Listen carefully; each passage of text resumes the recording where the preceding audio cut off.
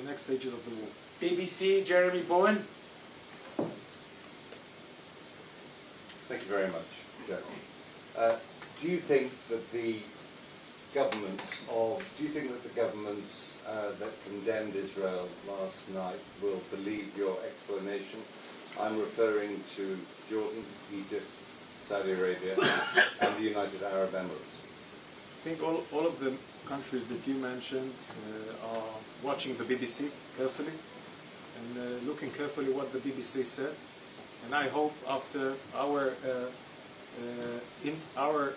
aftermath that showed it was cross-checked, and we took the time because we didn't want to be non-reliable and we didn't want us to infect with our credibility. I hope the BBC will now share this investigation, and those countries will listen to the BBC, and we will also share United States a more intimate and also United Kingdom a more intimate review, so the BBC can show it. And those countries, those Arab countries that you mentioned, which is very important for Israel, of course, from the Abraham Accords and other countries who also would be threatened by Hamas ISIS ideology, should understand our war. What Hamas ISIS did on the massacre on Saturday is nothing to do with Islam. People killed babies, people killed families, women were raped, people were beheaded. This is against Islam. This is against Islam. Any Arab country will show me a fatwa. It goes with Islam. This is against Islam. Hamas is ISIS. It's not a one terror activity. It's a scale massacre of the governance of the Gaza city, of Gaza, which is Hamas. Hamas made a scale massacre, which is a government. It's the sovereign. It's a sovereign massacre. This is why Hamas, ISIS, we must fight it. If I just follow up on that, I mean, you're essentially saying that these Arab governments watch the BBC and made up their minds. They came out with their statements long before I filed. So, I mean, I'm impressed you think we have so much clout in the world, but to be honest, they have their own sources of information, which is why they moved. Those statements came from the highest level, foreign minister and above. I guess in the first time, because people feel empathy with hearing that someone bombed an hospital, or when they see people are dying. So they go out and do statements. It's okay, and I'm not blaming. So they're being emotional, you say? I think, and it sounds reasonable. But now, after evidence being shown, and I think it serves Hamas.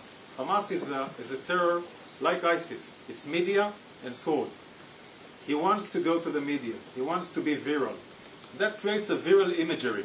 So after the conversation you heard when they say it's Islamic Jihad, we say, okay, now we're going to take the benefit out of it and we're going to show the world.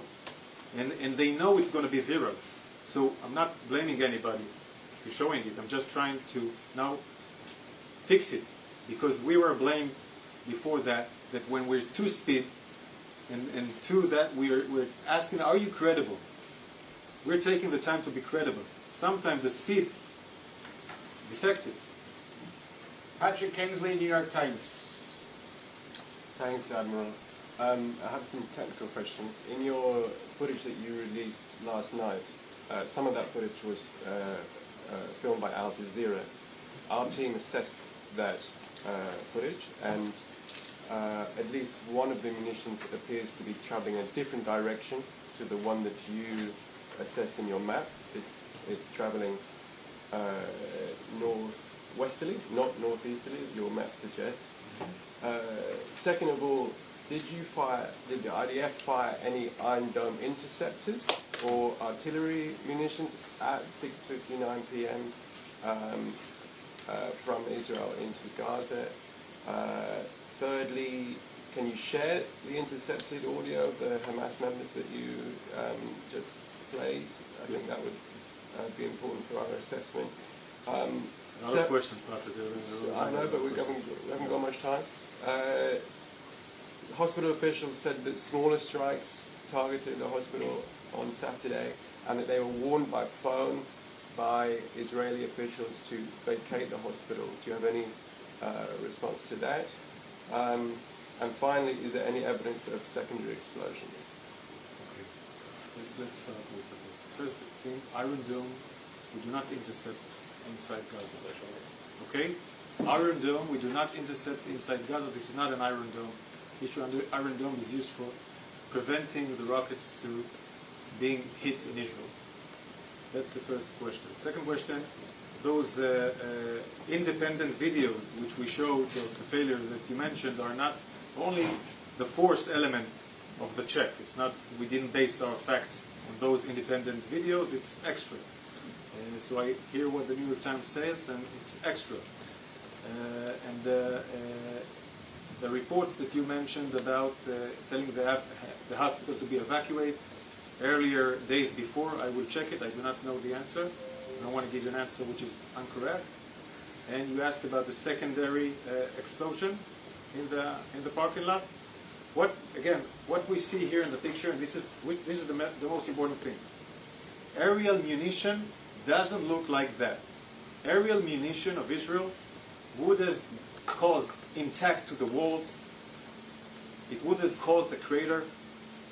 Okay? And it makes completely logic, as much as we know, that most of this damage was done due to the propellant existence, not just the warhead, because of the short range, because the launches failed. To be clear, so the propellant caught fire after landing? Yeah, because those rockets should have been gone far away to Israel, so you have a large existence of propellant.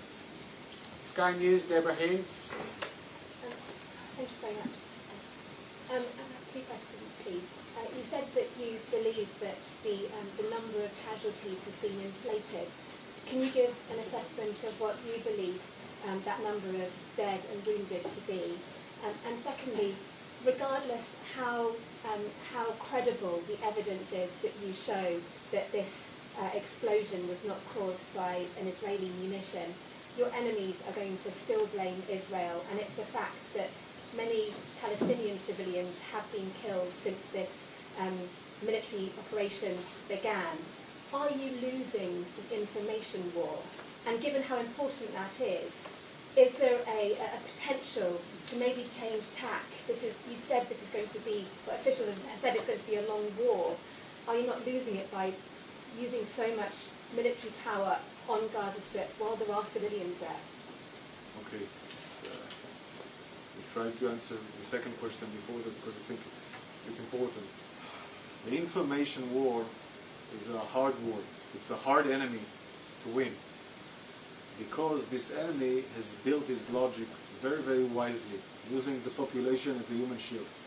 Hamas pictured himself in the world as a charity organization, donating money for the poor Gazan of Hamas. While we see all the money that came to Hamas, most of it goes to tunnels, goes to this scale massacred operation, all the donations from many countries in the world, including Europe. Secondly, we've seen, and also UNRWA had verified it, that Hamas is stealing gasoline, food, and also we found in Israel, during the massacre, the kits of the medical kits were UNRWA kits used by the terrorists. We are fighting something that is hard to explain. He's using the donation that you send, he's using the UNRWA possessions that are meant to go to the poor Gazan, those poor Palestinians that were hijacked by Hamas, and he's using it. He took all the gasoline that could have helped for desalination inside the Gaza for 6 days. It could have gone gas for hospitals. He took it to his own infrastructure, military infrastructure, the terror infrastructures that need this gas. This is who we're fighting against. This is who we're fighting against. And we have to win this information war with evidence, not with false, uncredible statements. We have to win it with evidence. We have no other way. We must stay moral. We must play according to international law. We have no other way. Otherwise, we won't be a democrat liberal country. And this is what we're fighting. It's a democratic liberal country fighting Hamas, ISIS control Gazan area with innocent civilians, Palestinians, that is using them as a human shield. That is the event. That is the event we're fighting. We have to fight. We cannot live next to our borders with Hamas, ISIS governments that will threaten our civilians and do massacre where you rape women, beheaded bodies, kidnap babies. Do you understand that while we speak, babies are being held in Gaza? Women, young girls that went to a music festival are being held in Gaza. Dead bodies are being held in Gaza. Old people, some of them were in the Holocaust, are held now in Gaza. How come you take old people? How come you take babies? How do you kidnap this kind of more than almost 200 people have been kidnapped?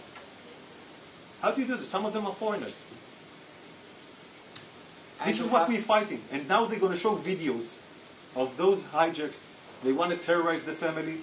We will not be terrorized. We have our values. We know what we're fighting for. We know what we're fighting for. We're fighting for our country. We're fighting to be, with our values, a moral country that is a Democrat, liberal, Jewish country. This is who we are. We're going to stay here like that. Yeah, but exactly, you suffered this atrocity. You said it yourself, there are Israeli hostages, babies in Gaza, and yet you're still struggling with the information war because Palestinian civilians are being killed in Israeli bombardments. But isn't it time to, is there another way? That's what I'm asking. And can you just answer that question about your assessment on the casualties, please? You say it was inflated. The casualties, inflation, we understand from intelligence. And I will not. We will share it with the government, and I don't want to say the numbers here. And this is not another round in Gaza. This is not that. It's something else. We understand that the mask has fallen down. We are living next to ISIS governing Hamas state. We cannot live like that. In the world, it's a world problem, not just Israeli problem. It's a world problem. This can shift away, exactly like ISIS. It can shift away to Arab countries. It can shift away everywhere. I would say cynically that the Gazans should ask Yahya Sinwar, Mohammed Deif, Salah El-Arouri, Marwan Issa, why is it happening to them? And if other countries in the world can make Hamas surrender with no conditions and bring our hijacks back to Israel, show us the way you do that. Show us the way you do that. And we will do it. We understand we have no other way to fight that the way we're fighting.